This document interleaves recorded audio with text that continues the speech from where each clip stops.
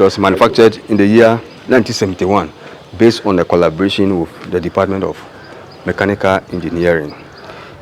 And after all the necessary tests, it proved that it is comparable to at least others like the silver and others on the market. But as I said, was superior to the silver in those three areas that I've mentioned in terms of cost effectiveness.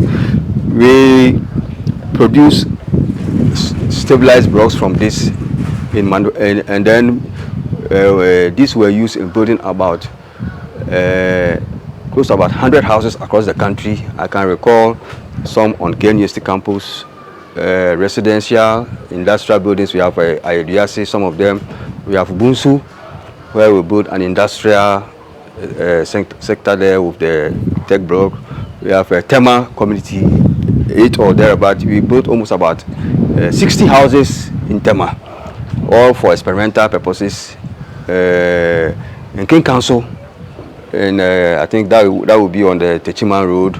And if you go into the files, there are records of to the extent that we acquired the center, that's the Department of Housing and Planning, then acquired land in Tamale and other areas. In fact, there was interest all over the country for the Tek-Block, and I think that is to the extent of how it was popular at that time.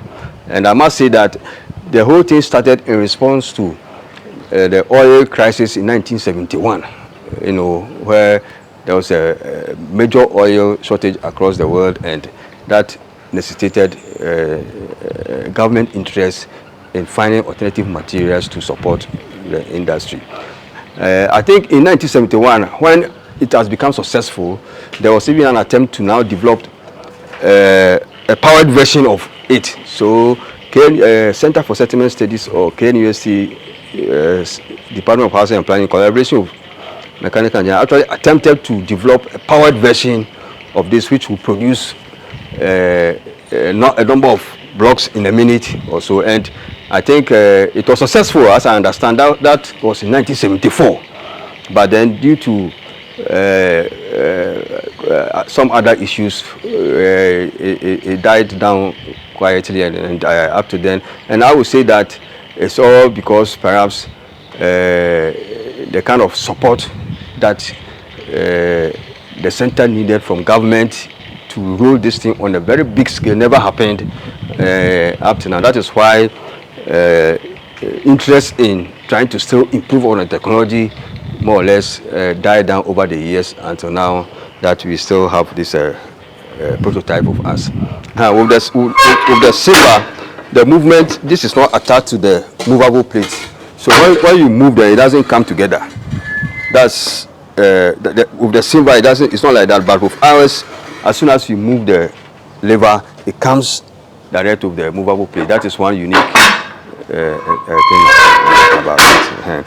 And as I said, if this is overfilled and you are using this to achieve the compressive strength, it can affect the piston.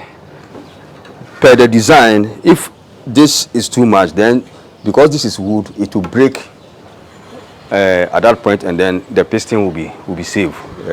Those are the unique things. And as I said, in terms of carrying, if you are transporting from one community to another, then this can be removed to make it portable for transportation.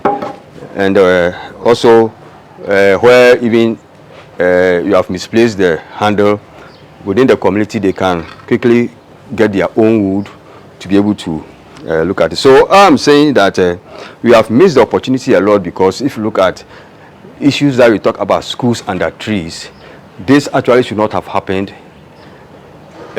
in our country when we developed this technology. If you had focused attention on it, especially for the rural communities, many of our schools could have been properly designed, and this issue about school under trees will not be part of our discourse at all.